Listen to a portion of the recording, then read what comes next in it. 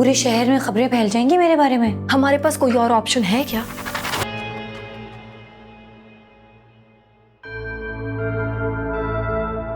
शाज़मीना, तुम यहाँ? सब खैरियत तो है? तुम तो रहने दो, बड़ा तुम दोस्त दोस्त कहती हो, और दोस्त को ना कॉल ना मैसेज, कोई अता पता ही नहीं है तुम्हारा। तुम्हें पता भी है कि हमने लास्ट टाइम कब बात की थी? 1 महीना पहले। हाँ, ऐसी कोई बात नहीं है। एक्चुअली घर और इन लॉज में हर वक्त कोई ना कोई प्रॉब्लम रहती है, बस मैं उसी में फंसी रहती हूँ। तुम बताओ कैसे आना हुआ, सब ठीक है ना? एनीवे, सब कुछ छोड़ो, मुझे बताओ how is your life going? और तुम्हारे हस्बैंड कैसे हैं? कहीं दोबारा से कोई अफेयर तो नहीं चला रहे? नहीं नहीं, ऐसा कुछ नहीं है। वो एक मिसअंडरस्टैंडिंग थी जो क्लियर हो गई। वासे बता रहे थे कि उस लड़की के बिहेवियरल इश्यूज भी थे वहाँ। ओह आई सी। लेकिन आई वुड एडवाइस यू, तुम अपने शौहर पर ना नजर रखा करो। शौहर का तो ट्रस्ट गेन हो सकता है, लेकिन ये जो लड़कियां होती हैं ना आसपास, इन पे आप यकीन नहीं कर सकते।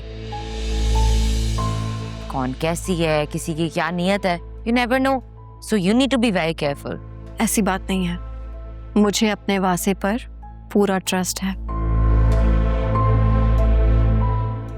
खैर तुम बताओ, सब कैसा है? What's new? कुछ भी नहीं, अभी नए डॉक्टर पे मैं गई थी और उनके पास काफ़ी एडवांस प्रोसीजर्स थे।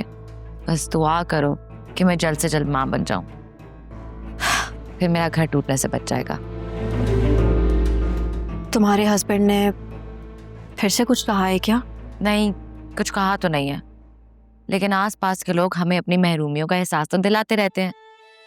तो बस आलिया, अगर तुम माइंड ना करो तो क्या तुम मेरे साथ चलो कि डॉक्टर के पास नेक्स्ट टाइम? मेरी अपॉइंटमेंट थी। मेरी मम्मी कहती हैं कि औलाद शौहर को औरत के करीब कर देता है और जिम्मेदारी उसे एक अच्छा शौहर बनाती है। हाँ ज़रूर, मैं नेक्स्ट टाइम ज़रूर तुम्हारे साथ चलूँगी। That's great. अब आई एम एक्सट्रीमली सॉरी, तुमने मुझे स्पा के लिए इनवाइट किया था और मैं नहीं आ सकी। I am so sorry. वो एक्चुअली मेरी बहन के खुला का केस चल रहा था, तो मुझे हर हफ्ते उसकी मोरल सपोर्ट के लिए घर जाना होता है, क्योंकि वो मुझसे ज़्यादा क्लोज है, बस इसी वजह से। I am so sorry. It's okay, I can understand. वैसे आजकल तो तुम्हारे बॉस ऑफिस नहीं आ रहे, फिर तो ऑफिस में पार्टी चल रही होगी। तुम्हें कैसे पता कि मेरे बॉस छुट्टियों पर हैं? वो मुझे कैसे पता चलना है? तुम्ही ने बताया था, और कैसे पता चलेगा? आई थॉट तुमने आज ऑफ किया है।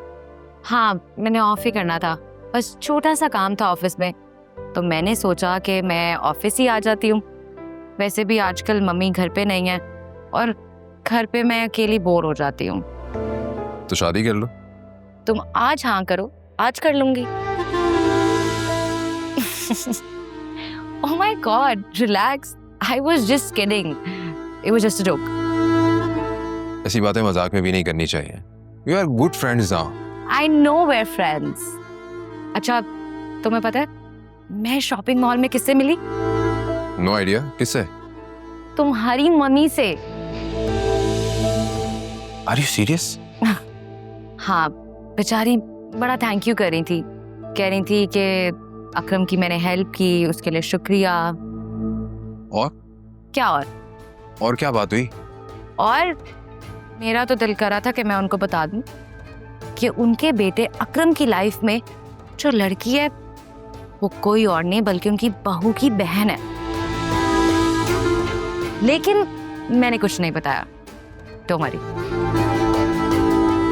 मैं कोई भी ऐसा काम नहीं करूंगी जिससे तुम्हारी लाइफ में कोई भी प्रॉब्लम आए। Oh God, thank you so much. तुमने मेरी जान ही निकाल दी थी। Come on, we're friends. और तुमने अगर मुझे फ्रेंड समझ के कोई सीक्रेट शेयर किया है, then your secret is my secret. You are the best. That I am. चलो मैं लेट हो रहा हूँ, घर के लिए निकलता हूँ फिर। See you. हाँ भाई, तुम्हारे बीवी और बच्चे मीन जस्ट बीवी। अभी तो बच्चे हुए ही नहीं है। ठीक है, slow and steady wins the race.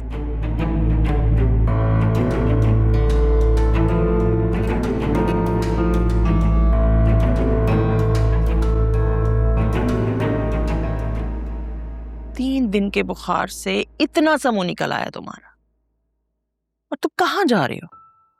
Mummy काम पे जाऊंगा, ठीक हो जाऊंगा, दिल भी बहल जाएगा मेरा।